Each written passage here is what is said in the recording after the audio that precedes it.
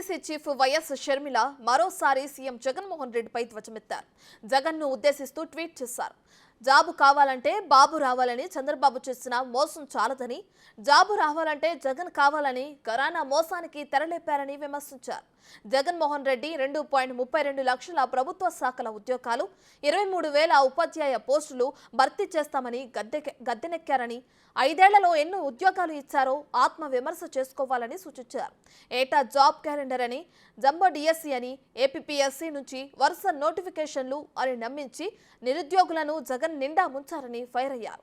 మోసానికే brand ambassador Jagan అని satire వేశారు.